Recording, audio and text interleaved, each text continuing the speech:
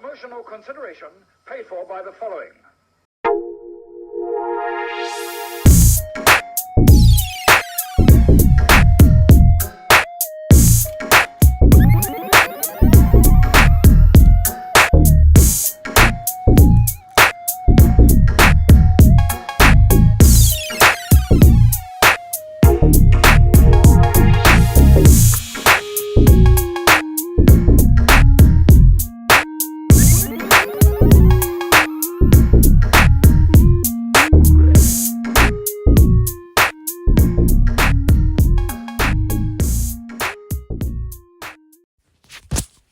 Hello and welcome to another quick shot review.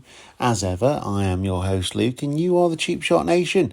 Still not managed to get to the cinema to watch any newer films, but that's because there's not been much on that I've actually wanted to go and see, and other things have happened over the last month that have sort of kept me away from the cinema.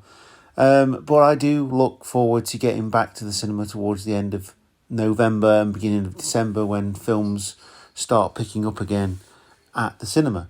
However, today's film is one that was heavily advertised in the cinema. I remember seeing adverts for it in the cinema, but I never saw it released in the cinema. And it seems to be a thing with Gerard Butler films, because there was the one, what was it called? Nebraska or something like that. The disaster film. That was heavily advertised in the cinema, and it never got released in the cinema. However, it is on streaming services. And while that film I didn't enjoy, check out the review, Plane, which is today's film, is actually a bit of a taste of the old school action that's done really well. Like Expendables was fun because it had all the names in it. This one actually plays out like a proper action film. It's a bit like a Rambo in the fact that it is like an unassuming ex-army, armed forces, etc. person who is now holding down a normal job. I think he was in the Air Force, but he was Scottish, and he's like, oh yeah, I flew in the Royal Air Force, but it was always the English guys that got all the good stuff. So he decided that he wanted to go and do commercial flights, which he did, and just so happens that he starts flying a plane back to where he's going to meet his daughter, where he's because his wife had died a couple of years earlier, and he didn't get much time to spend with her being a pilot, and she's also at college. So it has a good wholesome family feel to it. It has a very much a commando feel to it. There's something to fight for. There's something to flight for. However, it turns out that the flight is flying straight into a storm. Now, Gerard Butler's character, Brodie Torrance, does say, can we fly around it? I've got somewhere to be. I want to go and meet my daughter. And the flight commander says, no, you're flying straight through it. By the time you get past it, it will, by the time you get there, it'll all be gone. It isn't, and they end up crash landing on a hostile environment, in a hostile island, hostile part of a country where even the government doesn't go into the territory of these gangsters that have taken over this sort of area.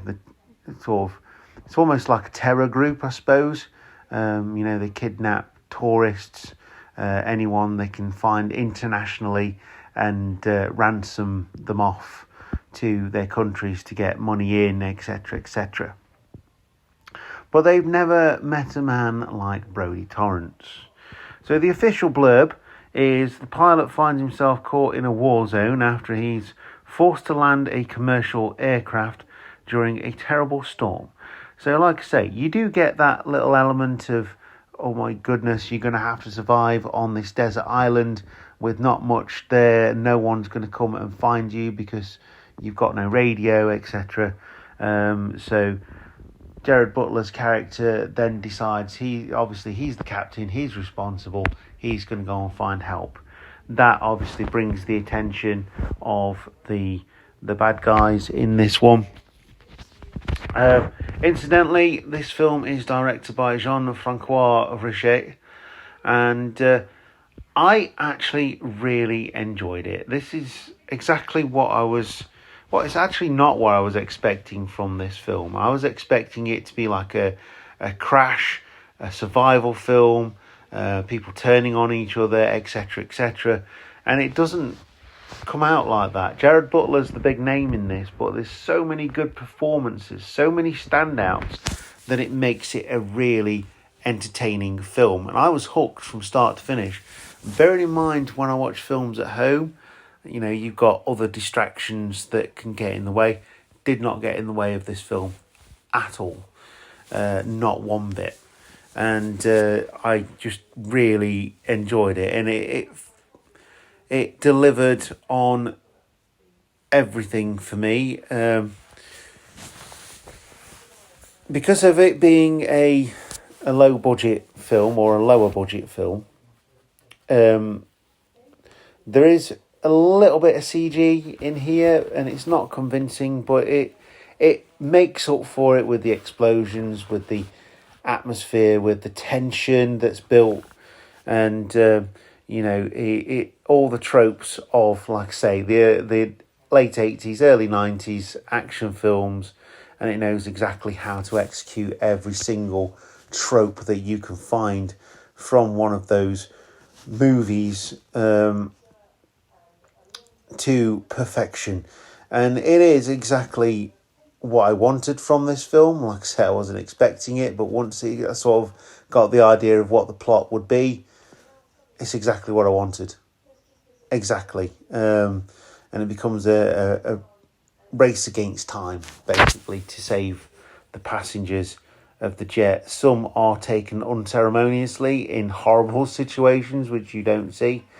Others are, obviously wanting to get off the island and desperate with, by any means necessary, sort of thing. There's a lot of hand-to-hand combat. There's a lot of gunplay here as well. And it's balanced really, really well. Incidentally, Gerard Butler's co-stars, Mike Colter, playing Louis Caspar, is the sort of black sheep of the group. He is a criminal who has been tried for murder, and the circumstances surrounding him are unknown. So they try and keep him away, but Captain Torrance does see something in him, takes him with him on the journey to go and find the help, and it does end up being a massive asset to the group. Tony Goldwyn plays Scarsdale. Yushan Ann plays Samuel Dele. Standout performance here by Evan Dane Taylor, as well as Datu Jumar, who is the leader of the terror group, sort of thing. Paul Ben Victor plays Terry, and so on and so forth. Like I say, not many big names at all in this film. However, it does work really, really well, and I absolutely loved it. Like I say, it is on streaming services. It is free. It's advert free. It's not on Freevee either. So for me, it's well worth a look, because it's done really, really well. It's filmed in Puerto Rico to give it that authentic look, and it deserved I've seen worse being released into the cinema. It definitely deserved a cinema release. I feel like on the big screen, this would have been one of those ones where you're sort of sitting on your hands, you're tensing everything, and it's just one of those really, really captivating action films. So I would definitely recommend watching this one if you haven't already. If you have, then let me know what you thought of it, because I absolutely loved it. I thought it was great. I honestly did, thought it was brilliant. So, yeah, let me know what your thoughts are, because I'd be really interested to know.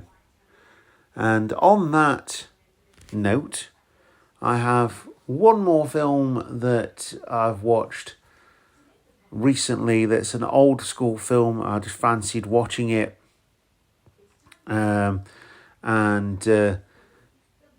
Just as something to watch, it was there. I really fancied it, and it's another one of those controversial films that some people absolutely love, some people found it boring, some people found it silly, and it splits opinion, but I still really like it. I think it does the job, and it's a sign of the changing of the guard, so to speak, in terms of cinema.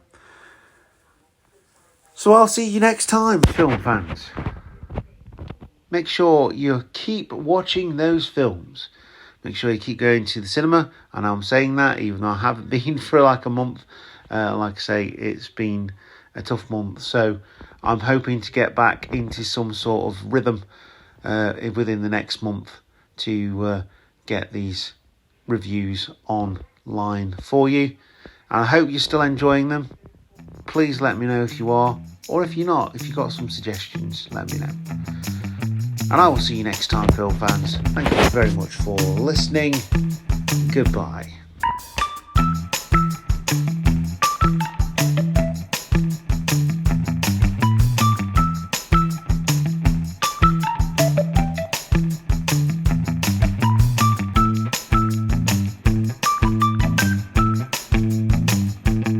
Hiya.